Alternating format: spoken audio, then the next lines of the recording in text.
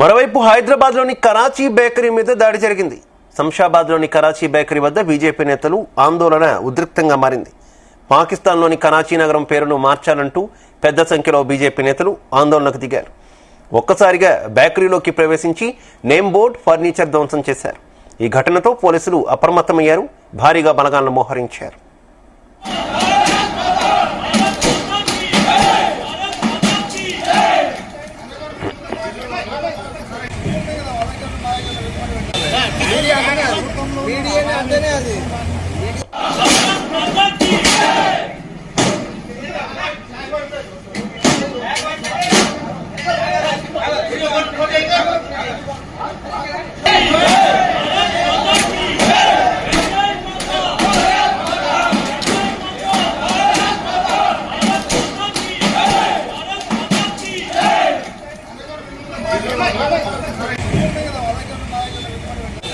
హైదరాబాద్లోని కరాచీ బేకరీ మీద దాడి జరిగింది. శంషాబాద్లోని కరాచీ బేకరీ వద్ద బీజేపీ నేతలు ఆందోళన ఉద్రిక్తంగా మారింది. పాకిస్తాన్లోని కరాచీ నగరం పేరును మార్చాలంటూ పెద్ద సంఖ్యలో బీజేపీ నేతలు ఆందోళనకు దిగారు. ఒక్కసారిగా బేకరీలోకి ప్రవేశించి నేమ్ బోర్డ్, ఫర్నిచర్ ధ్వంసం చేశారు. ఈ ఘటనతో పోలీసులు అలర్ట్ అయ్యారు, భారీగా బలగాలను మోహరించినట్టు తెలుస్తుంది. ఇక ఇదే విషయానికి సంబంధించి మరింత సమాచారం మా కరెస్పాండెంట్ శ్రీచరణ్ అందిస్తారు.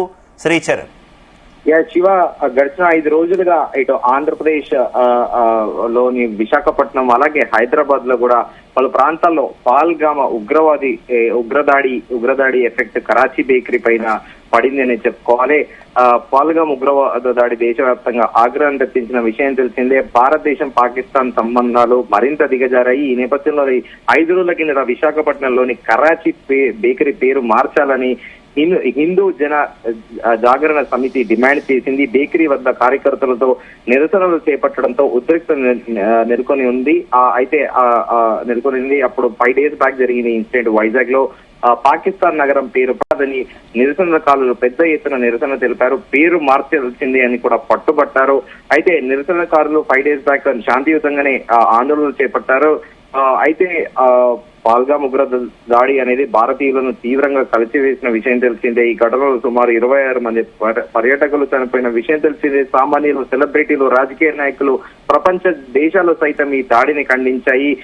ఇక ఈ ఉగ్రదాడి తర్వాత మనందరం కూడా చూస్తున్నాము, ప్రతిరోజు కూడా మినిట్ లేటెస్ట్ అప్డేట్స్. అటు పాకిస్తాన్ బార్డర్ దగ్గర సీజ్ ఫైర్ ని వైలేట్ చేయడము, దాదాపు 36 సార్లు పైగా కూడా కాల్పుల నిబంధనలను ఉల్లంఘించిన విషయం తెలిసిందే. అయితే పాకిస్తాన్ పై కఠిన చర్యలు తీసుకోవాలని కూడా దేశవ్యాప్తంగా డిమాండ్లు కూడా వస్తున్నాయి.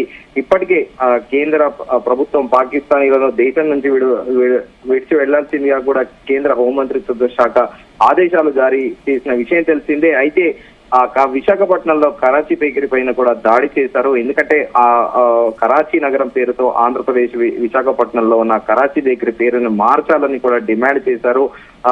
ఎందుకంటే భారత్ ను గౌరవించాలనే నినాదం కూడా చేశారు వాళ్ళు. వాటిలో కరాచీ పేరును తొలగించి భారత్ ని గౌరవించాలి, జాతీయ జెండాలతో జాగరణ సమితి ఈ నిరసన కూడా చేపట్టారు. 5 days బ్యాక్ కూడా ఈ ప్రాంతంలో కాసేపు ఉద్రిక్త పరిస్థితులు కూడా నెలకొని ఉండే. తర్వాత నిరసనకారులు అక్కడి నుంచి వెళ్లిపోయారు. అయితే మనందరం కూడా చూసాము, మాక్ డ్రిల్స్ జరిగిన రోజు అంటే కేంద్ర హోంమంత్రిత్వ శాఖ భారతదేశంలోని 244 జిల్లాల్లో సున్నితమైన సెన్సిటివ్ ఏరియాస్ గా కూడా డిక్లేర్ చేసి వాటిల్లో మాక్ డ్రిల్స్ కూడా నిర్వహించారు. హైదరాబాద్ లోని పలు కరాచీ బేకరీలలో భారతీయ జాతీయ జెండాను బయట అవుట్లెట్స్ పైన పెట్టింది.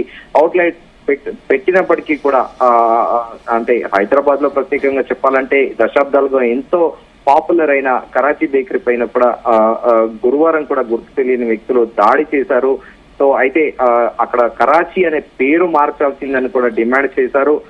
దీంతో పాటు వెంటనే నేమ్ బోర్డు ని ధ్వంసం చేసి వెంటనే కరాచీ బేకరీ పేరును మార్చాలని డిమాండ్ చేశారు. సిటీలో పాకిస్తాన్ ఆనవాళ్లు ఉండొద్దని, అక్కడి సిటీ పేరు ఆయన కరాచీలను తొలగించాలని కూడా డిమాండ్ చేశారు. బార్డర్ లో దేశం కోసము సైనికులు పోరాడుతుంటే శత్రు దేశానికి సంబంధించిన పేరును బేకరీకి ఎలా ఉంచుతారని కూడా ప్రశ్నించారు. పాకిస్తాన్ ముర్దాబాద్, హిందుస్థాన్ జిందాబాద్ అంటూ పెద్ద ఎత్తున నినాదాలు చేశారు. బేకరీకి జాతీయ జెండాను కూడా ఏర్పాటు చేశారు. విషయం తెలుసుకున్న శంషాబాద్ ఎయిర్పోర్ట్ పోలీసులు అక్కడికి చేరుకొని నిరసనకారులను అడ్డుకున్నారు. ఈ క్రమంలోనే కొద్దిసేపు వాగ్వాదం జరిగింది. రేపటిలోగా బోర్డును తొలగింపజేస్తామని హామీ ఇవ్వడంతో ఆందోళన విరమించారు. బేకరీ పేరు మార్చుకోకపోతే పరిస్థితులు తీవ్రంగా ఉంటాయని హెచ్చరించారు. ఆ తర్వాత బేకరీ యాజమాన్యం నేమ్ బోర్డును బ్లాక్ కవర్లతో కూడా కప్పేశారు. అయితే శ్రీచరణ్, ఎప్పుడు భారత్ పాకిస్తాన్ మధ్య ఉద్రిక్త పరిస్థితులు వచ్చినా కూడా ఏదో ఒక ప్రాంతంలోని కరాచీ బేకరీ అవుట్లెట్ మీద ఈ రకమైనటువంటి దాడులు జరుగుతూనే ఉన్నాయి. ఏంటి అసలు నేమ్ చేంజ్ కు సంబంధించి ఈ బేకరీ యాజమాన్యం ఏం చెప్తోంది? అయితే దీనికి కూడా ఇది కూడా హిస్టరీ ఉంది. హైదరాబాద్ లో కూడా సంఘీభావ ర్యాలీ జరుగుతున్నప్పుడు కూడా గుర్తు తెలియని వ్యక్తులు కొంతమంది కరాచీ బేకరీ మీద దాడులు చేశారు. అంతేకాకుండా బేకరీ ముందు భారతీయ జెండాలను ఎగరేశారు. దాంతో బేకరీ యజమానులు కూడా లబోదిగోమన్నారు. తాము ముస్లింలు కామని దేశ విభజనలో భాగంగా పాకిస్తాన్ నుండి ఇండియాకు వచ్చేసిన సింధీలమని కూడా వారు బాపోతున్నారు. తమ ముత్తాత చందర్ రామ్ ని హైదరాబాద్ కు విచ్చేసి కరాచీ బేకరీని మొదలు పెట్టామని యజమాని చెప్పారు. పాకిస్తాన్ లోని కరాచీ ప్రాంతం నుండి తమ ముత్తాత హైదరాబాద్ వచ్చేసి బేకరీ వ్యాపారం మొదలు పెట్టారు. కాబట్టి గుర్తుగా బేకరీకి కరాచీ పేరు అని పెట్టుకున్నట్లు కూడా తెలిపారు. దీంతో పాటు వాళ్ళు ఆవేదన వ్యక్తం చేశారు. విశాఖపట్నంలోని తమ బేకరీ మీద కూడా కొందరు దాడి చేసినట్లు, అలాగే ఇప్పుడు హైదరాబాద్ లో కూడా చేస్తున్నారు అనేది కరాచీ బేకరీ అనేది పేరు చూసి తాము ముస్లింలమని పొరపాటు పడ్డట్లు కూడా యజమాని చెప్పారు. 73 ఏళ్లుగా తమ బేకరీ విషయంలో ఎప్పుడు తలెత్తని వివాదము ఇప్పుడు సడన్ గా మొదలవ్వడం విచారకరమని కూడా యజమాని అంటున్నారు. తమకు ఎలాంటి ఇబ్బందులు తలెత్తకుండా యనుమల రేవంత్ రెడ్డి ప్రభుత్వ యంత్రాంగం తమను కాపాడాలని విజ్ఞప్తి చేశారు. తమ బేకరీ పేరును మార్చుకోమని బెదిరింపులు వస్తున్నట్లు కూడా వాపోయారు. తమ బేకరీ పేరును మార్చుకునే విషయంలో ఎవరు బెదిరించకుండా ప్రభుత్వం తమని ఆదుకోవాలని కూడా అంటున్నారు. కానీ ఎంతైనా కూడా సెన్సిటివ్ ప్రస్తుతము పాల్గామ ఉగ్రదాడి తర్వాత మన తెలుగు రాష్ట్రానికి చెందిన వ్యక్తి ఒక యంగ్ ఆర్మీ జవాను బార్డర్ లో గస్తీ కాస్తున్న సమయంలో పాకిస్తాన్ చెల్లింగ్ పాల్పడిన సమయంలో వీరమరణం పొందిన విషయం తెలిసిందే. సో దాంతో పాటు హైదరాబాద్ కూడా ఎప్పుడు సెన్సిటివ్ ఏరియా. సో ఇలాంటి నేపథ్యంలో ఇక్కడ కరాచీ బేకరీ అని కరాచీ అనే పేరు వింటేనే చాలా మంది దేశభక్తులు రగిలిపోతున్నారు. ఆ పేరు మార్చుకొని మీరు వేరే పేరు పెట్టుకోండి, మీ బేకరీ వ్యాపారాన్ని యథావిధిగా నడిపించుకోండి, కానీ ఆ కరాచీ అనే పేరు తీయండి అని కూడా డిమాండ్ చేస్తున్నారు. వాస్తవానికి కూడా అది రియల్ గా కూడా కరాచీ బేకరీ అనేది కూడా సైకలాజికల్ గా ఎవరికైనా ఏమనిపిస్తుందంటే ఇది అక్కడి నుంచి వచ్చిన వ్యక్తులే ఇది నడిపిస్తున్నారు, అక్కడికి సంబంధించిన ఏమైనా లింక్స్ ఉంటాయా, టెర్రర్ లింక్లు ఉంటాయా, వాళ్ళకి ఏంటి, ఇది చాలా ప్రసిద్ధిగాంచిన బేకరీ అనే విధంగా కూడా డిఫరెంట్ మనుషులకు డిఫరెంట్ థాట్ ప్రాసెస్ ఉంటుంది.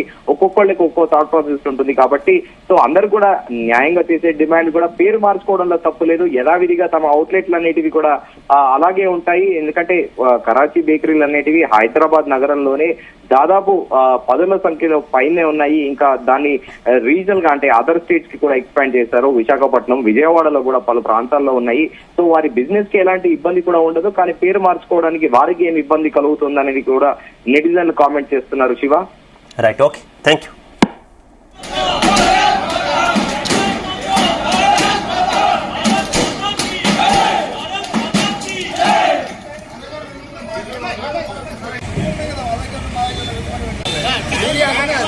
మీడియా అంటేనే అది